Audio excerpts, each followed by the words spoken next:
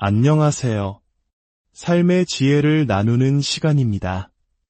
우리의 삶이 때로는 예측할 수 없는 폭풍우를 만나 흔들릴 때, 혹은 끝이 보이지 않는 사막 한가운데 홀로 남겨진 것 같을 때, 여러분은 어디에, 그리고 누구에게 가장 먼저 손을 내미시나요?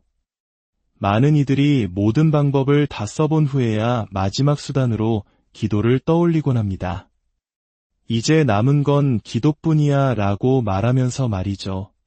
하지만 오늘 우리가 함께 나눌 이야기는 기도가 마지막 선택이 아니라 가장 첫 번째 선택이자 가장 강력한 능력의 통로가 될 수 있음을 보여줍니다. 의인의 간구는 역사하는 힘이 크다는 성경의 말씀처럼 우리의 기도가 어떻게 삶을 변화시킬 수 있는지 그 깊은 비밀 속으로 함께 들어가 보겠습니다. 이 이야기가 여러분의 마음에 작은 위로와 힘이 된다면 구독과 좋아요를 통해 더 많은 분들과 이 은혜를 나눠주시길 바랍니다. 여러분의 삶에 하나님의 평안이 가득하기를 먼저 기도합니다. 오늘 우리가 여정의 나침반으로 삼을 곳은 성경의 야고보서 5장입니다. 여기서 우리는 기도의 진정한 의미와 그 우선순위에 대해 배우게 됩니다. 야고보서 13절은 이렇게 시작합니다. 너희 중에 고난 당하는 자가 있느냐 그는 기도할 것이요. 여기서 말하는 고난은 단순히 육체적인 아픔만을 의미하지 않습니다. 경제적인 어려움, 관계 속에서 오는 마음의 상처, 미래에 대한 불안감, 깊은 외로움. 이 모든 것이 우리를 짓누르는 고난일 수 있습니다. 우리 한국인들의 정서에는 한이라는 것이 있죠. 가슴 깊이 응어리진 슬픔과 아픔입니다. 성경은 바로 그럴 때 그 마음을 끌어안고 불평하거나 원망하기보다 가장 먼저 하나님 앞에 나아가 기도하라고 권면합니다. 세상의 방식처럼 소리치고 헛된 맹세를 하며 분노를 터뜨리는 대신 그 입을 열어 하나님과 대화하라는 것입니다. 그렇다면 기도는 무엇일까요? 거창하고 어려운 종교의식이 아닙니다. 기도는 본질적으로 하나님과의 깊고 친밀한 대화입니다.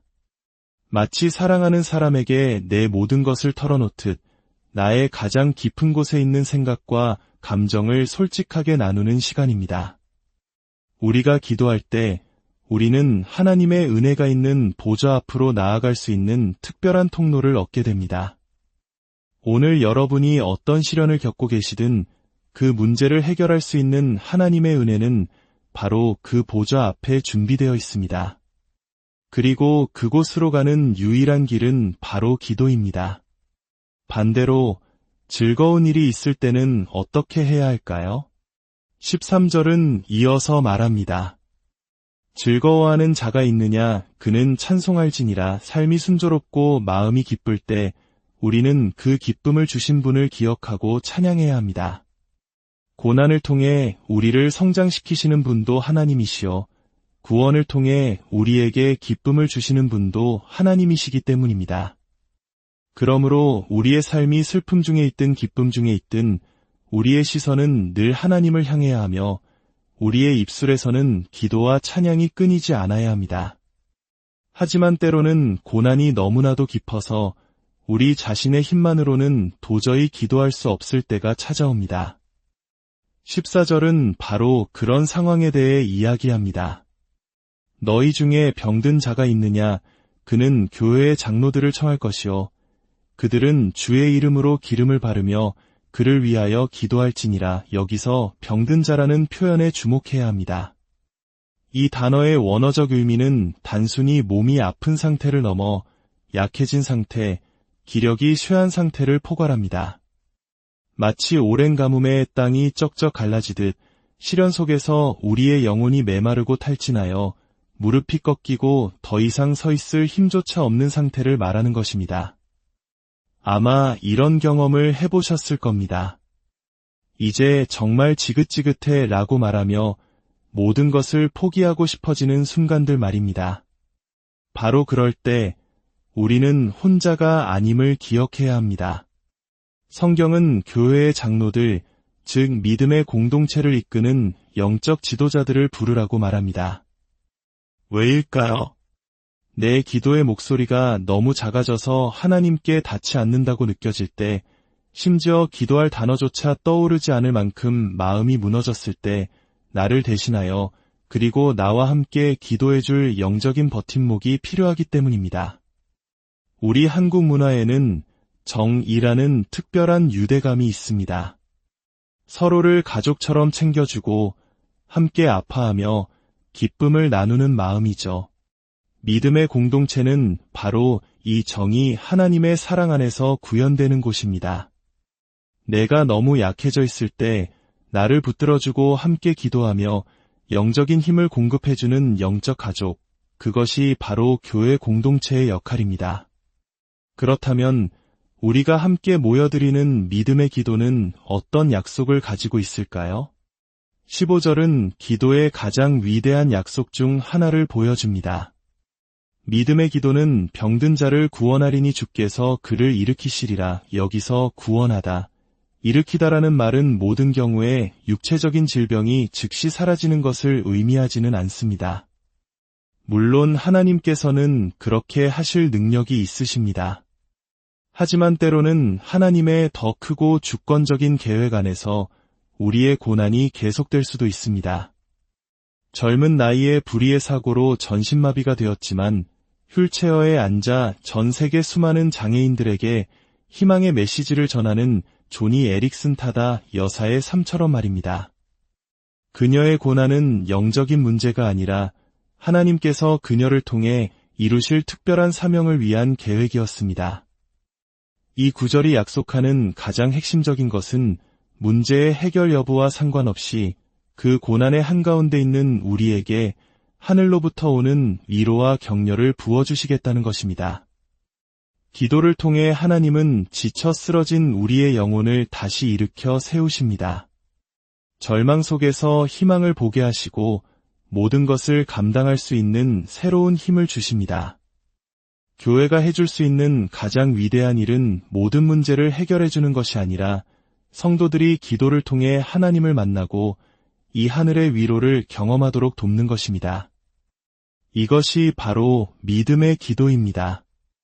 믿음의 기도란 내 뜻이 아니라 하나님의 뜻에 온전히 맡기는 기도입니다.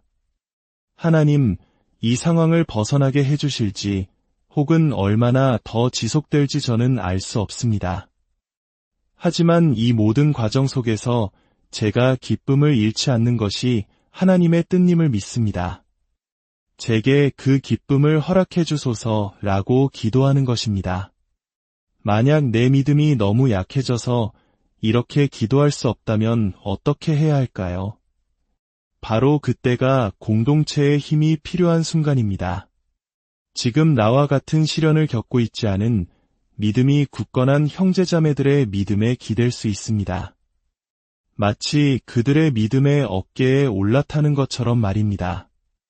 마가복음 2장에는 이 진리를 생생하게 보여주는 감동적인 이야기가 나옵니다. 한 중풍병자가 있었습니다. 그는 자신의 힘으로는 도저히 예수님께 나아갈 수 없었습니다. 그때 그의 4명의 친구가 나섰습니다. 그들은 환자가 누워있는 침상을 들고 예수님이 계신 집으로 갔습니다. 하지만 인파가 너무 많아 들어갈 수가 없었습니다. 보통 사람이라면 여기서 포기했을 겁니다. 하지만 그들은 달랐습니다. 그들은 지붕으로 올라가 구멍을 뚫었습니다. 당시의 가옥 구조를 생각하면 이는 집을 부수는 것과 같은 상상하기 힘든 행동이었습니다. 하지만 친구를 살리려는 그들의 간절함이 모든 상식과 체면을 뛰어넘게 한 것입니다. 그들은 밧줄로 침상을 묶어 예수님이 말씀하고 계신 바로 앞으로 환자를 내려보냈습니다. 그때 예수님께서 하신 말씀을 성경은 이렇게 기록합니다.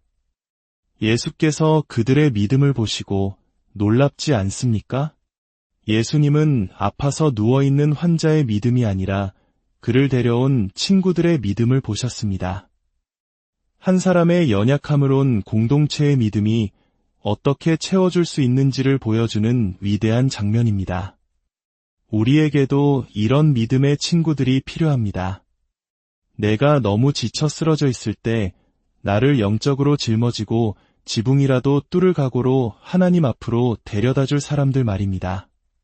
그리고 언젠가 나 또한 다른 누군가를 위한 그런 믿음의 친구가 되어 주어야 합니다. 야고보서는 또한 우리의 삶에 죄의 문제가 있을 때 기도의 능력이 막힐 수 있음을 경고합니다.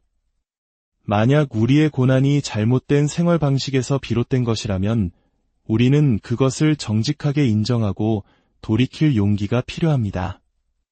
죄의 문제를 해결하려는 의지가 없을 때 우리는 예수 그리스도께 나아가는 길을 스스로 막는 것과 같습니다. 이제 이야기의 마지막 부분으로 평범한 한 사람이 드린 기도가 얼마나 위대한 결과를 낳았는지 살펴보겠습니다. 야고보는 엘리야라는 인물을 소개합니다.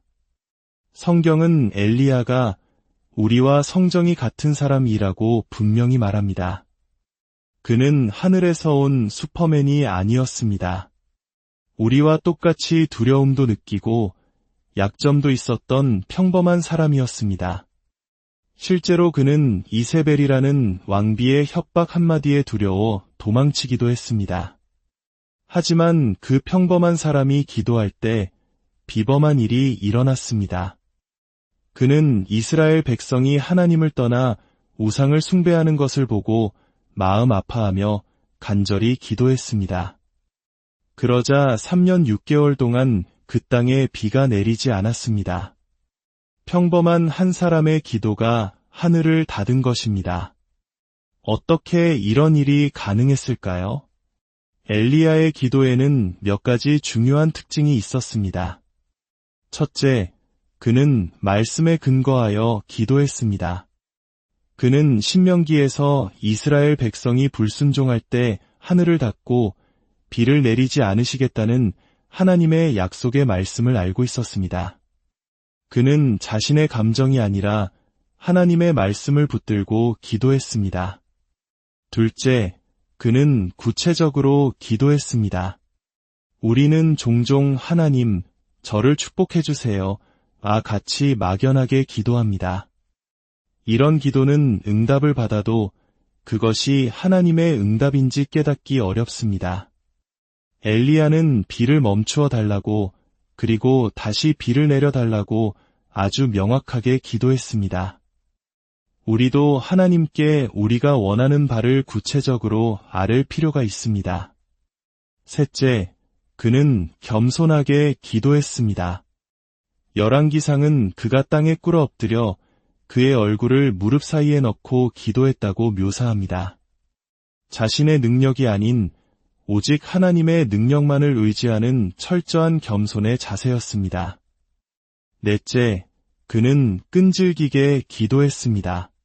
비가 오기를 기도할 때 그는 한 번으로 그치지 않았습니다. 그는 7번이나 반복해서 기도하며 하나님의 응답을 구했습니다. 우리에게도 이런 끈기가 필요합니다. 마지막으로 그는 기대하며 기도했습니다. 7번째 기도를 마친 후 그의 사환은 저 멀리 바다에서 사람의 손바닥만 한 작은 구름이 일어나는 것을 보았다고 보고합니다. 맑은 하늘에 떠있는 아주 작은 구름 조각이었습니다. 하지만 엘리야는 그 작은 구름 속에서 온 땅을 적실 거대한 폭우의 약속을 보았습니다. 그는 즉시 왕에게 큰 비가 올 것이니 서둘러 준비하라고 전했습니다. 그리고 잠시 후 하늘은 검은 구름으로 뒤덮이고 폭우가 쏟아졌습니다. 사랑하는 여러분, 엘리야의 하나님은 오늘 우리의 하나님이십니다. 우리 역시 엘리야처럼 평범하지만 기도할 때 비범한 하나님의 능력을 경험할 수 있습니다. 두 마음을 품지 말고 온전히 하나님을 신뢰하십시오. 너무 지쳐 기도할 힘이 없다면 믿음의 공동체에 도움을 구하십시오. 그리고 응답이 올 때까지 포기하지 마십시오. 하나님의 응답은 3가지입니다. yes, no, 그리고 기다려라. 어떤 응답이든 그분은 반드시 우리에게 가장 선한 길로 인도하실 것입니다. 혹시 오늘 이 이야기를 들으시는 분 중에 아직 예수 그리스도를 개인의 구원자로 만나지 못한 분이 계시다면 이 시간을 통해 조용히 마음의 문을 열어보시길 권합니다. 하나님은 우리의 죄를 대신하여 십자가에 달리신 아들 예수 그리스도를 믿는 모든 이에게 죄 사함과 영원한 생명이라는 가장 큰 선물을 약속하셨습니다. 그분을 마음에 영접하는 것, 그것이 우리 인생의 가장 위대한 기도가 될 것입니다. 여러분의 모든 기도가 하늘에 닿기를, 그리고 삶의 모든 순간에 하나님의 위로와 능력이 함께하기를 진심으로 기도합니다.